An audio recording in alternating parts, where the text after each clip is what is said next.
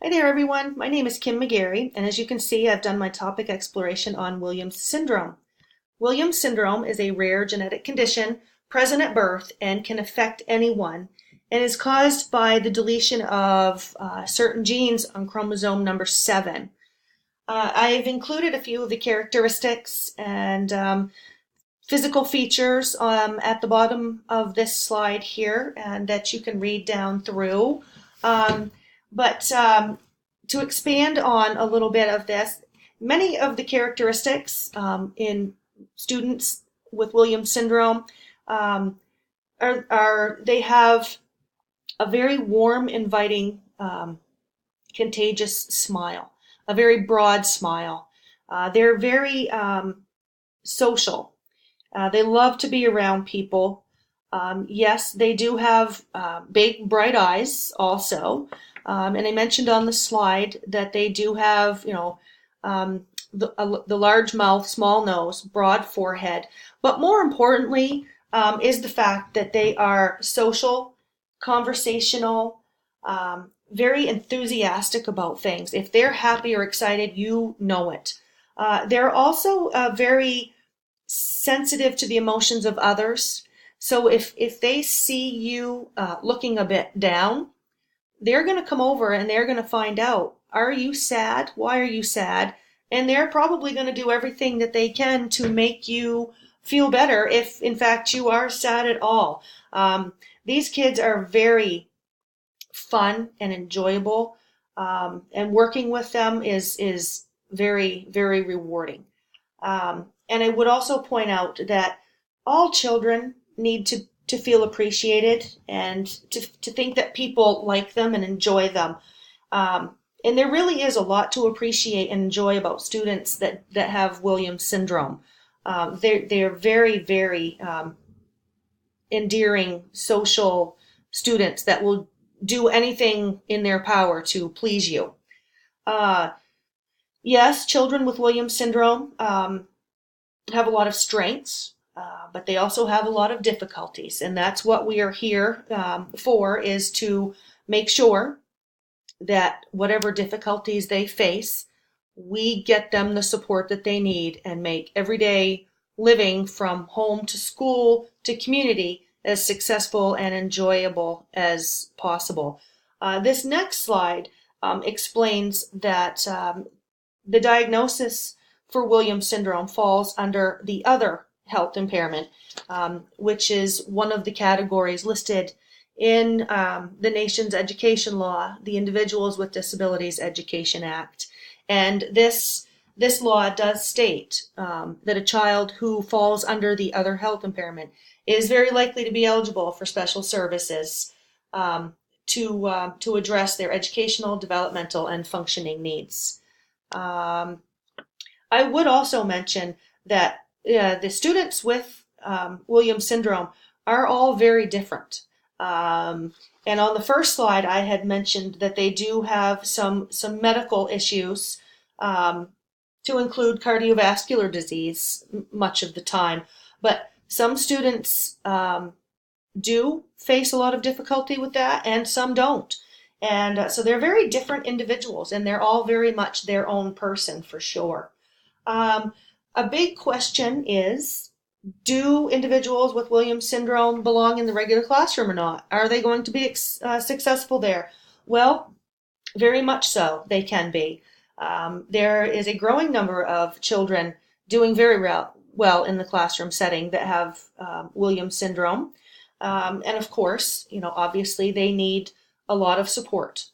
There's a lot of people that they need in their life to make their schooling successful. Between the regular classroom teachers and the special education teachers, they have speech and they have OT and they have PT, and they also have an adapted curriculum. But feeling included is a huge part of making their life successful, because they are very social and they are very enthusiastic, and they want to be part of what's going on and be with their peers and their classmates. The children that do go to the regular classroom would certainly benefit from having ed tech support. The one thing I would mention is the kids with Williams syndrome tend to get very attached to an ed tech if the ed tech doesn't spread themselves around and help other kids. You don't want the student with Williams syndrome to feel that they're there just for them, and you want them to be as independent and learning as much as possible. So if you're an ed tech in the room with one of these children, you're going to want to keep this in mind and make sure that you're spreading yourself around and helping a lot of the other kids as well.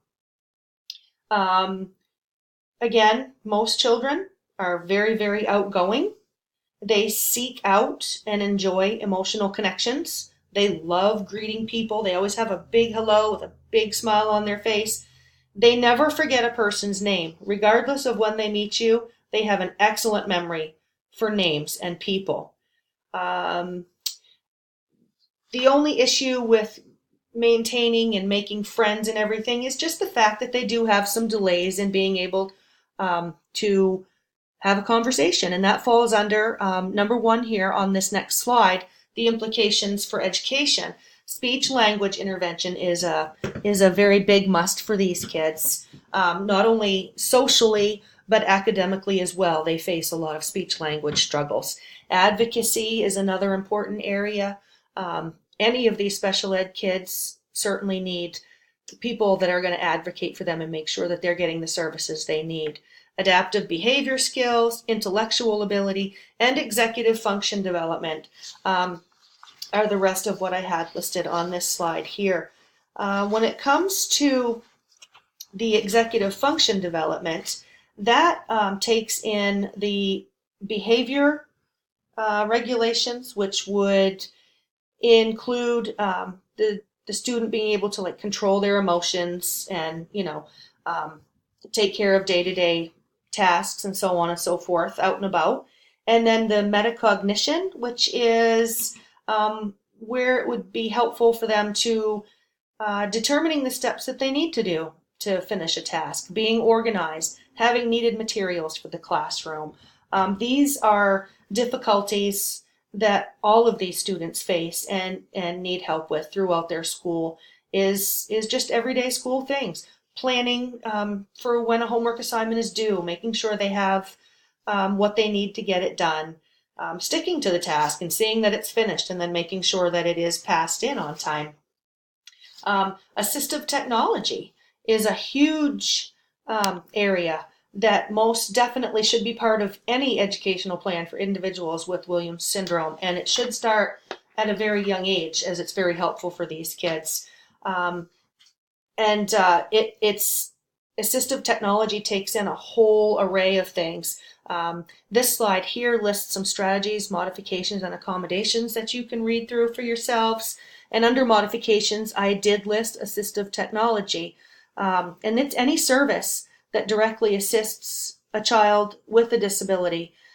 So it can be anything from the use of the calculator that I have listed here, or teaching a child to type so that they can type out or a keyboard and type out their work, or even having a pair of shoes that slips on rather than ties, or maybe have a zipper pull for their jacket because they have a hard time with motor skills and zipping their jacket. And so depending on the age of the child, there's a lot of different assistive technology devices out there that will make life a lot easier for these kids as they're making their way up through school, for sure. Maybe they could even have a name stamp to use to put their name on the paper, because some of these kids struggle with hand-eye coordination. So minimizing their paper and pencil demands, for sure, is something that would be of benefit to them. And again, I already mentioned that they struggle with fine and gross motor skills. So the need for physical therapists and occupational therapists is pretty high here for these kids.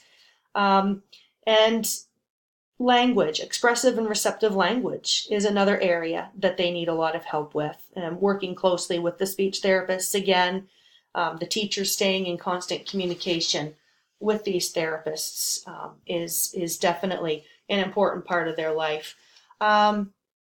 Something else that these students have a little bit of a difficulty with is short attention span. So again, um, with their daily instruction and simplifying information, okay, their attention spans aren't going to handle very long instructions and a lot of steps that need to be done. Okay, so reducing tasks and so on and so forth is going to be of huge help for them for sure. Some of these students do um, tend to get very anxious when they are facing something that's out of the ordinary, such as maybe an upcoming field trip, something that they're not used to doing on a daily basis, or even if they know they have a doctor's appointment coming up. So we can help them by having schedules, calendars that they can look at.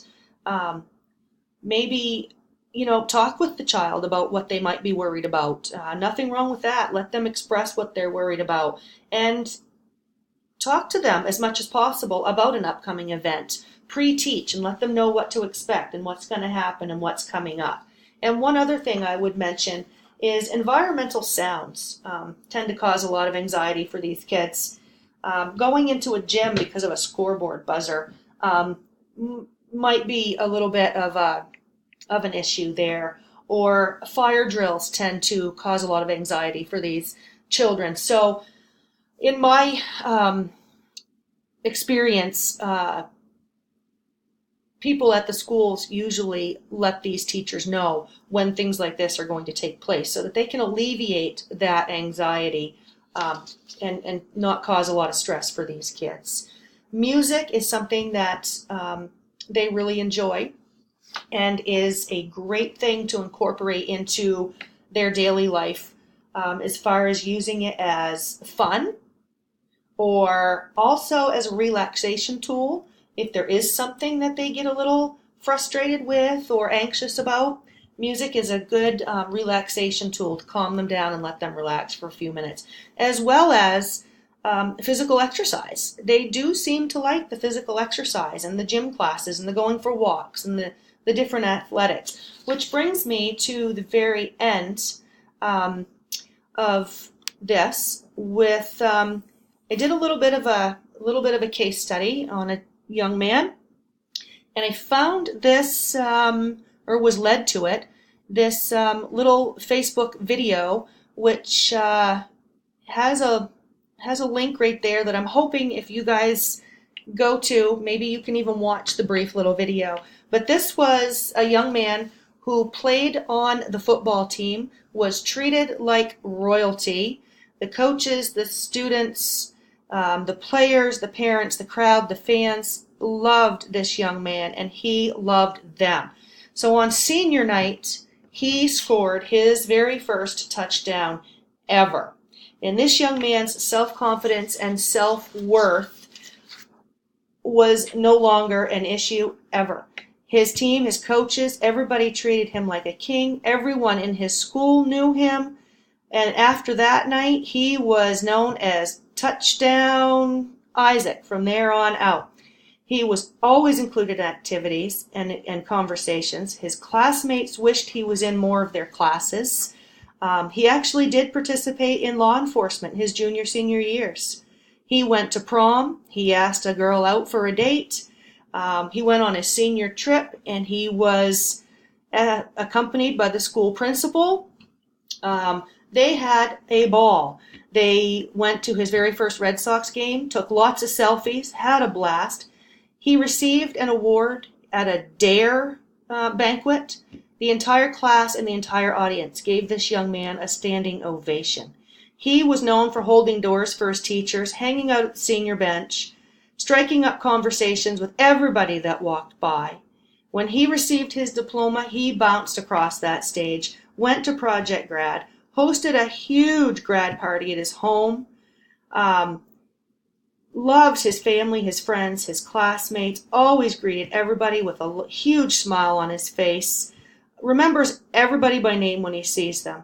So through hard work, dedication, and perseverance, this young man, his parents, his friends, his classmates, his teachers, and administration have proven that home and school can indeed work together. and present to the world an amazing young person, regardless of diagnosis. They're simply a hardworking,